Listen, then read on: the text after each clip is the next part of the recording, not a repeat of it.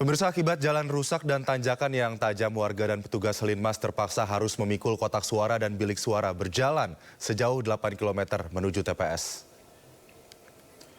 Mobil pengangkut logistik kotak suara Desa Waipaar, Kecamatan Talibura, Kabupaten Sika, kandas saat pendistribusian logistik pemilu ke desa tersebut. Warga beserta Linmas pikul kotak suara sejauh 8 km. Mobil bak terbuka ini bergerak dari kantor camat Talibura ke bawah membawa 10 kotak suara beserta logistik lain menuju Desa Waipaar. Akibat jalan rusak dan menanjak, mobil tersebut tidak bisa melintas dan kandas saat hendak melintas menuju TPS yang ada di Desa Waipaar. Karena mobil tidak bisa menanjak, sejumlah warga bersama Linmas terpaksa menurunkan kotak suara tersebut dari mobil dan harus memikulnya sejauh 8 km menuju TPS yang terletak di Desa Waipaar. Sedangkan bilik suara dijunjung bergantian oleh Linmas menuju Desa Waipaar dengan jarak tempuh 8 km.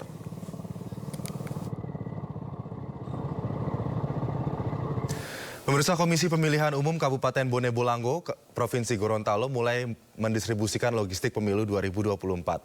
Akses jalan yang terjal membuat pendistribusian logistik pemilu dengan cara dipikul.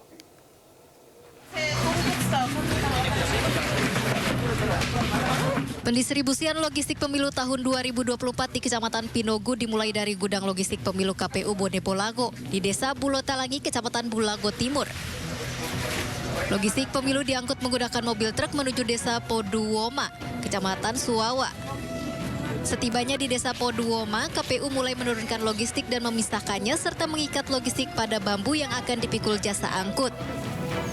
Pendistribusian logistik untuk ke Kecamatan Pinogu terbilang unik karena harus berjalan kaki menyusuri hutan Taman Bogani Nani Wartabone dengan memakan waktu 9 jam. Titik kumpulnya ada di Desa Poduwoma, nanti langsung menuju ke Kecamatan Pinogu. Nanti tiba di Kecamatan Pinogu ini semua logistiknya akan disimpan di Sekretariat PPK. H-1 itu akan didistribusi ke masing-masing TPS. Nanti pada hari hanya baru kemudian dilakukan pergeseran ke masing-masing TPS.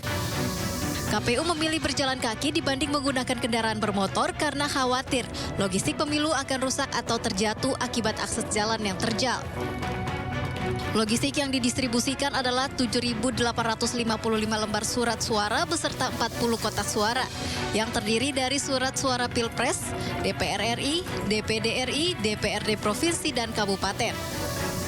Menuju ke Pinogu akan dikawal sama anggota, kemudian estimasi waktu kita perkirakan jam 6 atau jam 7 malam sudah sampai di Desa Bangil. Awalnya masuk ke Pinogu kan di Desa Bangil. Jadi untuk kesiapan dari kami sendiri dari Polres ataupun dari Polda sudah siap, tinggal kita mengamankan kegiatan itu.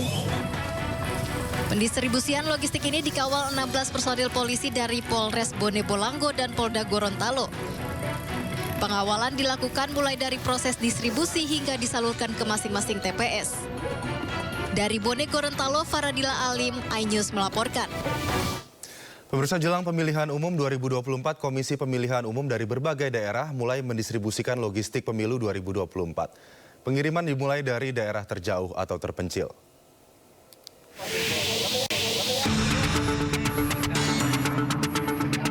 Jelang Pesta Demokrasi 2024 pada 14 Februari nanti, logistik pemilu mulai dikirim. Dengan pengawalan ketat TNI serta Polri, logistik diantar menggunakan kapal melalui Pelabuhan Karangatu ke Pulau Tunda, Kecamatan Tirtayasa, Kabupaten Serang dengan jarak tempuh 2 jam. Logistik yang dikirim ialah kotak suara, surat suara, alat tulis, dan logistik lain untuk mengakomodir 1.032 pemilih yang terdapat di Pulau Tunda. Pada 14 Februari nanti panitia juga akan genset selama 24 jam karena keterbatasan akses listrik di Pulau Tunda. Untuk pemilih yang merantau akan difasilitasi kapal dari Pelabuhan Karangatu. Pendistribusian logistik juga dilakukan Komisi Pemilihan Umum Kabupaten Mamasa. Pendistribusian dilakukan ke sejumlah kecamatan terjauh di Kabupaten Mamasa, seperti Kecamatan Pana, Tabang, Tabulahan, Mesawa, dan kecamatan lain yang jaraknya jauh dari kota Mamasa. Dalam kalkulasi kita bahwa daerah-daerah ini telah memiliki daerah-daerah atau desa-desa yang terpencil. sehingga kita utamakan daerah ini atau kecamatan ini kita dahulukan. Nah, terkait dengan armada, kami menggunakan 16 armada untuk hari ini. Pendistribusian logistik dilepas secara resmi oleh KPU Kabupaten Mamasa bersama Polda Sulawesi Barat dan Bawaslu. Pendistribusian logistik diharapkan tidak ada kendala hingga tiba di lokasi. Tim Liputan iNews melaporkan. Pemirsa, tinggal menghitung hari perayaan kontestasi pemilu, pengiriman logistik masih terus dikejar.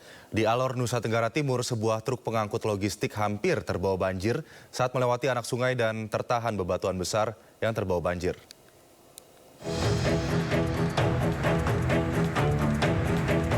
Satu dari dua truk yang memuat logistik pemilu menuju Kecamatan Abad Selatan Alor NTT harus berjuang melewati banjir. Pasalnya truk ini menghindari bebatuan besar yang terbawa banjir dari salah satu anak sungai. Warga dan petugas yang mengawal bersama-sama membantu memindahkan batu yang menyebabkan truk mogok. Infrastruktur menuju ke lokasi ini sangat buruk. Kendaraan harus melewati 6 anak sungai, di mana debit airnya deras terlebih setelah hujan dan banjir. Kita sampai di kali banjir ya kita tidur di tengah kali. Nanti tunggu agak reda dulu baru kita jalan lagi. Tapi memang ada beberapa titik yang tadi Om lihat itu memang berat. Itu baik kita pulang atau ini turun ke Kalabahi, tetap kita mesti kerja di tengah jalan. Hari ini kita fokus di 6 kecamatan. 6 kecamatan yang akan diikutin. Sekarang sudah keluar 3 kecamatan ya. Di Pureman, Mataru, Kota Barat yang sekarang sudah keluar. Targetnya sendiri selesai kapan? Kita sesuai jadwal itu tanggal 10 sampai tanggal 12. Jadi sampai dengan tanggal 12 logistik sudah sampai di 3 kecamatan. Dan paling lambat setelah menjelang hari H, semua sudah terdistribusi di masing-masing. Logistik yang datang khusus untuk didistribusikan di 6 kecamatan. Terdapat 115 kotak suara dan surat suara untuk pencoblosan tanggal 14 nanti. Selanjutnya dari kecamatan, logistik akan didistribusikan ke desa-desa yang tersebar di lokasi. Dari Alor, Nusa Tenggara Timur, Dani Manu iNews melaporkan.